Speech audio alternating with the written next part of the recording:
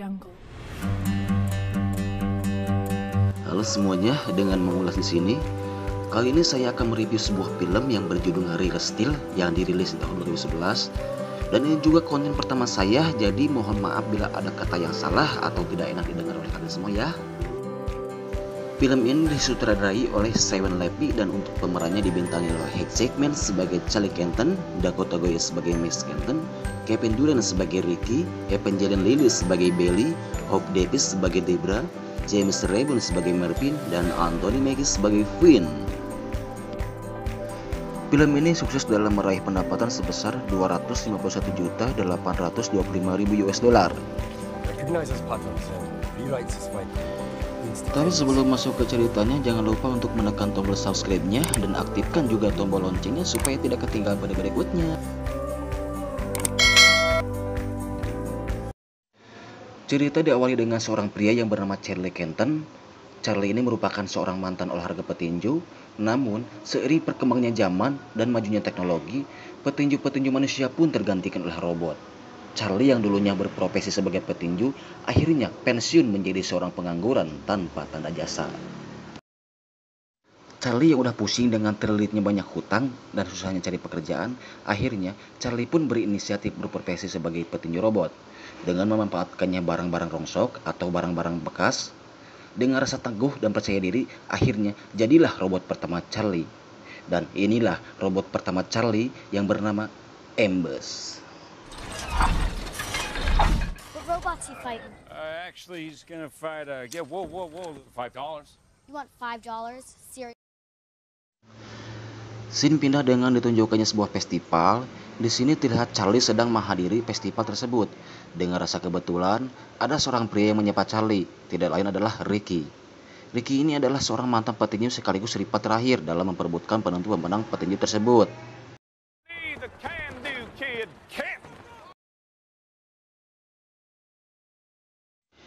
Dengan sedikit memprovokasi atas kemenangannya, di pertarungan tinju dulu, Charlie pun menantang Ricky melakukan taruhan berupa pertarungan robotnya Charlie melawan seekor banteng. Dan pertarungannya pun dimulai.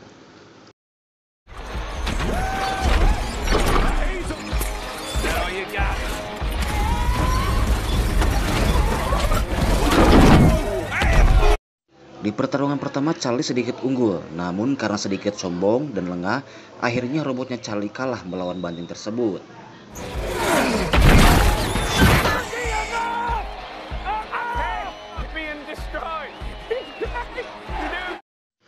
Di sini Charlie mengalami kekalahan, berhubung terlanjur janji dalam taruhan, akhirnya si Charlie meninggalkan tempat tersebut. Setelah mau pergi, ia melihat ada dua orang yang menghampirinya. Dikira anak buahnya si Ricky, ia pun menonjok orang tersebut.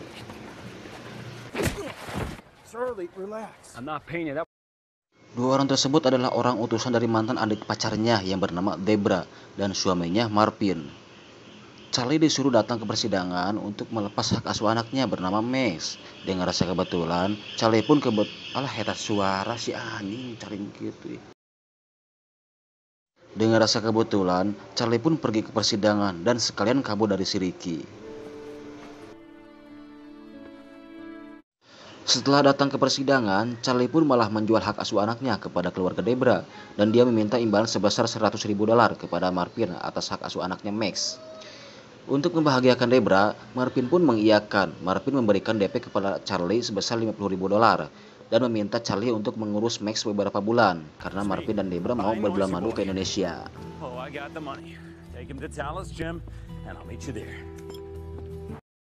Kemudian, Charlie pulang ke kediaman pacarnya Bailey dan ia menceritakan telah membeli sebuah robot dari Jepang bernama Noise Boy, sang petinju robot yang melegenda. Dan beberapa saat kemudian, datanglah Debra bersama suaminya untuk menitipkan Max kepada ayahnya yaitu Charlie. I'm Charlie. Melihat gelagat aneh dari ayahnya, Max pun langsung mengetahui bahwa dia telah dijual oleh ayahnya kepada bibinya itu Debra. Namun, karena Charlie tidak mau ngambil pusing, Charlie pun mengiyakan dan meninggalkannya. Kedatangan Max bersamaan dengan datangnya robot Noise Boy. Setelah melihat Noise Boy, Max pun sedikit terobati dengan melihat sang robot legenda dari Jepang. Kemudian, Dengan sedikit settingan, Charlie pun yakin akan menjadi salah satu petarung robot terhebat, dan dia memutuskan untuk membawa Noise Boy ke pertandingan malam nanti. Setelah itu, Max meminta kepada ayahnya untuk ikut melihat ke pertandingan robotnya. Namun, setelah mau berangkat, Max membawa kunci mobil ayahnya, dan mau gak mau, akhirnya Charlie pun membawa Max ke pertandingan. Give me the keys first. No, you can wait till I get in the truck. Thanks, Big Pops. Singkat cerita, sampailah mereka ke arena pertandingan milik Finn. Setelah Finn melihat Charlie membawa robot legenda, dia pun menyarankan untuk memulai pertandingan pembukanya dulu. Dan jelas dengan taruhan yang sangat rendah. Namun Charlie di sini dengan sombongnya ingin memulai pertandingan pembukanya. Alah, si anjing eta naonnya. Capek aing tadi maca teks, aduh, gara-gara ngamen. Lanjut, namun Charlie di sini dengan sombongnya ingin memulai pertandingan pembukanya. Dia ingin robot sang legendanya melawan petarung terkuatnya di sana bernama Midas. Meski Max dan Finn sudah memperingatinya, namun Charlie di sini tetap bersikukuh dan heras beheng tetap dalam pendiriannya. We'll take Midas.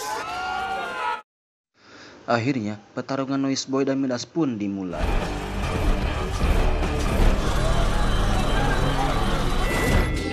Scimitar right!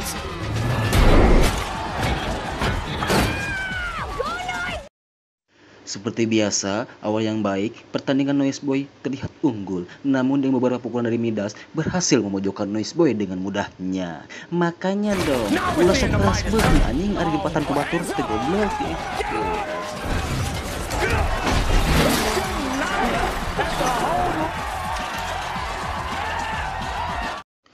Sebenarnya, Charlie kalah dalam pertarungan karena masih belum mengerti cara kerja robotnya dan masih menggunakan sistem bahasa Jepang. Akhirnya Charlie dan Max pun pulang dengan rasa kekecewaan. Sebelum pulang, Charlie mengajak Max ke tempat penampungan besi rongsokan untuk mencari suku cadang. Namun, nasib sial menimpa Max, dia jatuh ke jurang sangat dalam. Beruntungnya, Max terselamatkan dengan tersangkutnya kerah baju di besi rongsok. Faktanya, itu adalah tangan robot yang tertimbun di dalam tanah. Karena ingin membalas budi, Max pun meminta kepada ayahnya untuk membawa robot yang menyelamatkannya. Namun, Charlie tidak menghiraukan permintaan anaknya, karena Charlie menganggap robot itu sebuah rongsok yang tak berguna.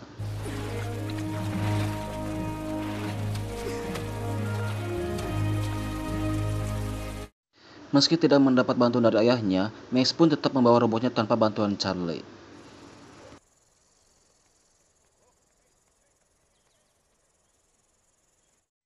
Sesampainya di rumah, Max pun bertanya kepada Belly tentang robotnya. Apakah robotnya ini bisa bertarung seperti robot lainnya? Namun, Belly menjawab bahwa robotnya itu keluaran jadul dan bukanlah robot petarung, melainkan robot latihan untuk petinju yang akan bertarung. Dan Charlie menegaskan Max untuk menyerah kepada robotnya. Dengan tidak mau menyerah, Max pun meminta agar Belly memperbaiki meski robotnya keluaran jadul.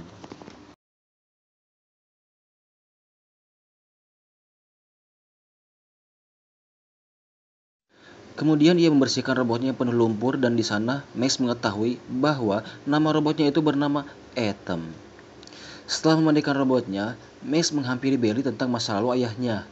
Kemudian Belly menceritakan bahwa Charlie tinggal dan dibesarkan oleh ayahnya. Belly juga mengatakan bahwa Charlie adalah mantan petinju yang hampir mengalahkan petinju nomor 2 di dunia bernama Nico Irawan. Namun karena kekalahannya juga, Charlie sudah menyerah dengan dunianya dan memulai kembali dunianya yang baru sebagai petinju robot.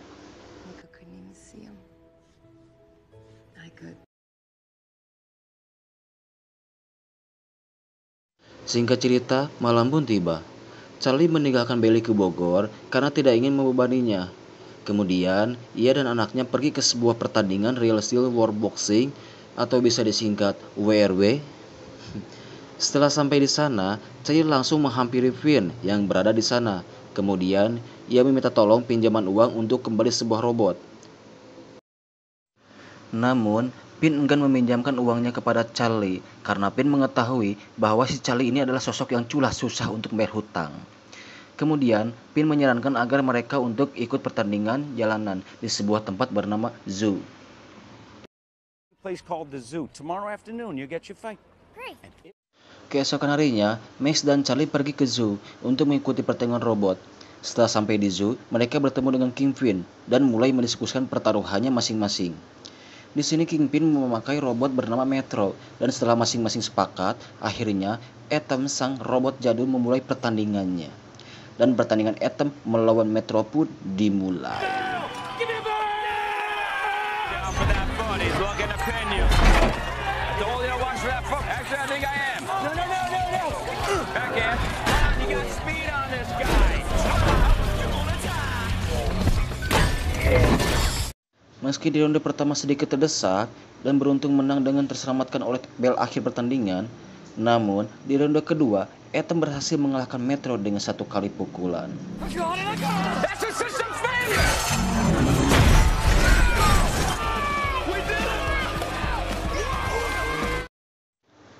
Setelah selesainya pertandingan, seseorang menghampiri Charlie dan mengajaknya ke pertarungan yang lebih besar dengan uang yang lebih banyak. Keesokan harinya, Max mengganti beberapa spare part robotnya dari mode remote menjadi sensor suara dari robotnya Noise Boy.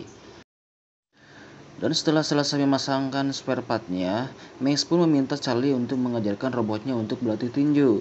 Namun, Charlie menolak karena Charlie sudah keluar dari dunia pertinjuan. Di sini Charlie menyarankan Max dan robotnya, aduh kereta motor si anjing ini. Di sini Charlie menyarankan Max dan robotnya untuk menari sebelum memulainya pertandingan sebagai ciri khas mereka. Dan di sini Max menyetujuinya dengan syarat harus mengajarinya tinju. Deal.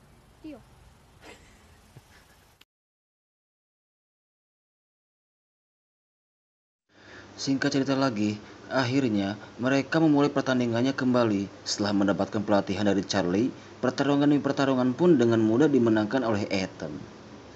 Dan setelah melewati beberapa pertarungan, mereka didatangi kembali oleh seseorang yang menawarkan pertarungan yang lebih besar lagi, yaitu World Boxing. Damn right it is. What do you say, fellas? You ready? Heck yeah. Setelah mereka sedang melakukan persiapan, mereka didatangi oleh anak buahnya Lem Kopa, pemilik robot Zeus, robot terkuat dan tak pernah terkalahkan di turnamen World Boxing. Akhirnya mereka datanglah ke tempat Lem Kopa. Faktanya, maksud Lem Kopa mengundang Charlie dan Max, dia ingin membeli robotnya Max dengan harga yang sangat mahal. Namun Max tidak ingin menjualnya dan lebih memilih meninggalkan ruangan itu karena mereka ada pertandingan Lem Kopa Twin City, yaitu robot berkepala 2. Setelah lamanya Max dan Charlie berdebat, akhirnya tibalah pertarungan Atom melawan Twins. Tonight, the march towards the real Stu Detroit Virgin America. Seperti biasa, Max memasuki arena dengan tariannya yang sudah menjadi ciri khas mereka berdua.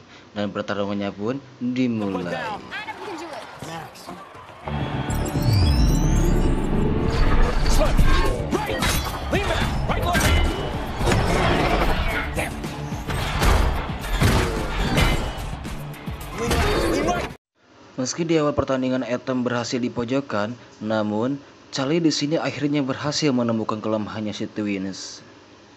Dengan sedikit kocekan, Atom pun bisa mengembalikan keadaan. Kemudian, Atom mengakhiri pertandingan itu dengan beberapa pukulan dan akhirnya Twins pun tumbang.